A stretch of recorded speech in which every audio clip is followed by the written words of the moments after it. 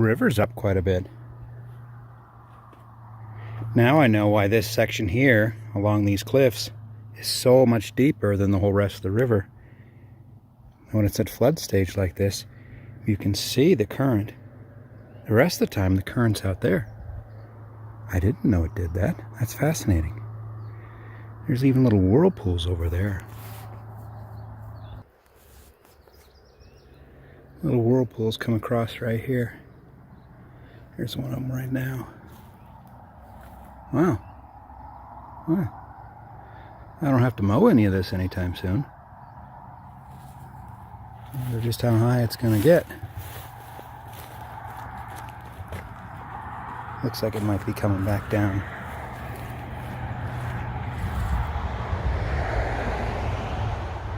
We'll have to see what these storms bring.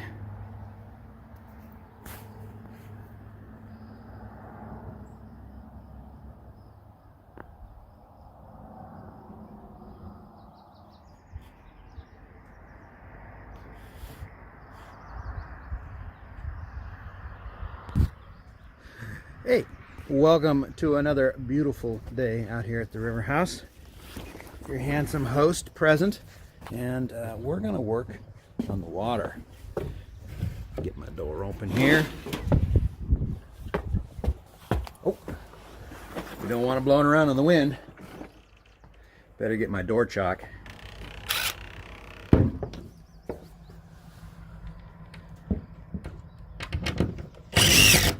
Like a surgeon. Okay, so in this backpack here is nearly $300 worth of fittings. I bought them from the other hardware store for reasons, and I know they cost me, I think, a little more. I'd have to go double check prices. But on the agenda, so here's our pressure tank, and what I've got worked up from yesterday is the water filtration system. We got a valve on both sides so that you can, and then the vents are up here, first, secondary, and I'm hoping that by running it through two of them, I'll be able to pull enough iron out to make it drinkable. We want to get this tank put in place here, and then I'm going to start connecting the 1-inch main line. You can see there's the kitchen stuff, or maybe you can't. Kitchen stuff, hot water, downstairs bathroom. And then I ran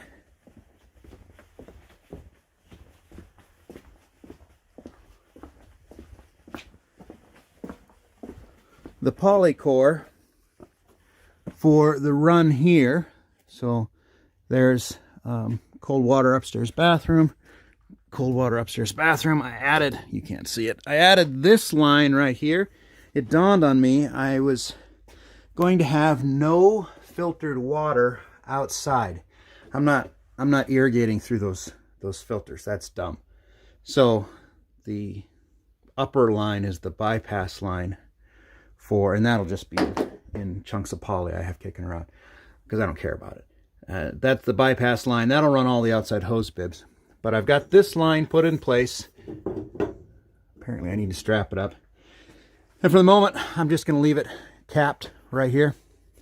And then if I ever get the gumption someday later, I can put a frost-free hose bib out through the sill there, and it'll have filtered water for, I don't know, washing expensive cars I don't own, or I don't know why I'm doing it. It'll be there. I'll never be able to get the camper up here to fill its water. That'll all be filled down below, so no idea. But that's our goal today, is to get these hooked up. I don't like how I've got them set, so I'm going to de-sweat some of these fittings and combine them down over there with a as yet unbuilt monstrosity. Vacuum system is hung. It's not plumbed. I got all the shelving in.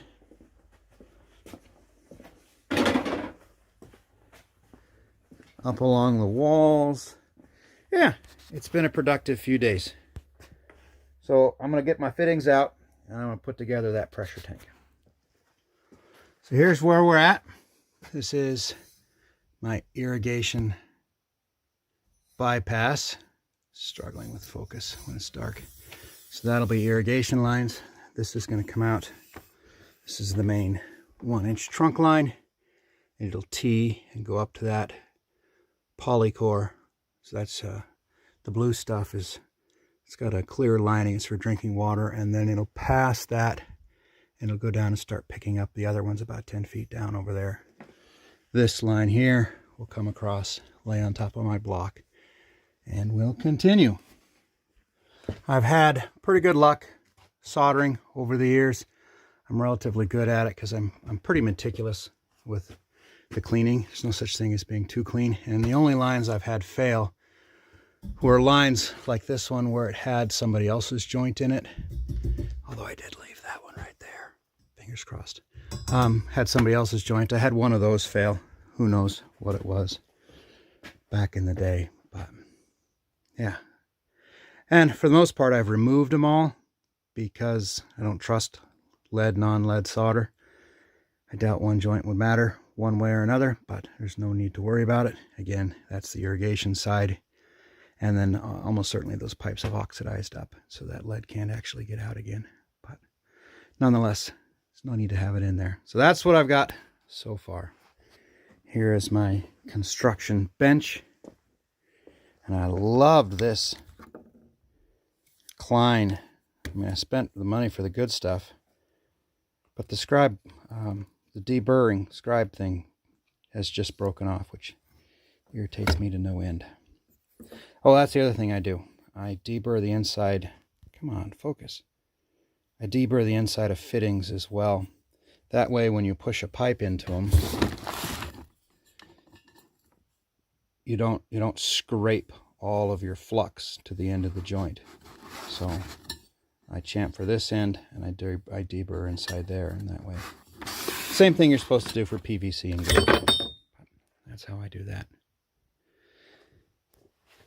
All right, let me get that at least teed off, and then we can come back down for this pressure tank. You didn't get me, did you? Yeah, you're on it right now. So Danny and Shay came, and we got her. Ironically, the one thing we didn't get done is hooking up the pressure tank, but everything is in. So that valve there, that'll control the unfiltered irrigation. This valve here turns the house water on and off. That one's so that I can change a filter. We've got this water core poly, so that's all connected up. 1-inch main supply line. This one is the downstairs bath cold, and also does that. Remember when I put the hookups for a downstairs laundry room? At least I sealed them up in the wall. It would go to there as well. This is the hot water heater main supply. This is the kitchen cold and laundry room cold. And then if we go to the other side, I had to completely rework this, so it took forever. Desolder a bunch of stuff, but this is the master bath cold supply and filtered cold water to some future hose spigot. It's on offline. And then here's our 1-inch supply. I put a loop in this rather than spending for another 90. And that is the upstairs bathroom cold water supply. And everything is nice and tight. And other than some copper pipe over there that'll have to be strapped down because it'll rattle, it should be done. God, it takes me so much longer to do this stuff than it does the dads. But it's done. It's done, and I don't care how hokey it may or may not look. I'm kind of proud of it. I'm kind of proud of it. And I didn't have to buy a single stick of 3/4 or 1-inch copper. I got a little bit left over of both. I did have to buy, I think, 12 pieces of 1/2-inch copper, though. So anyways, that's why we did that instead of PEX, which would have taken 1/10 the time. Nonetheless, I don't have any plastic joints inside my walls. we'll have to find out in 20 years who made the better choice. Let's see who shadow me. Let's see if we can get that in. All right, it's actually the next day. Not that that matters, because numbnuts here, but the wrong two fittings. But here is how the pressure tank is plumbed up. Just comes, the water will come in here off of that line there. This port will come up, and I can put anything I want, but mostly it'll be pressure switch, and the water will come out of here. You can't rigid mount the pressure tank to the plumbing system, so there has to be a flexible line. So I'll use the 1-inch clear core I got over there, and we'll make us a swoopy doopy up into here. Oh, that valve moves easy. I wonder if it's any good.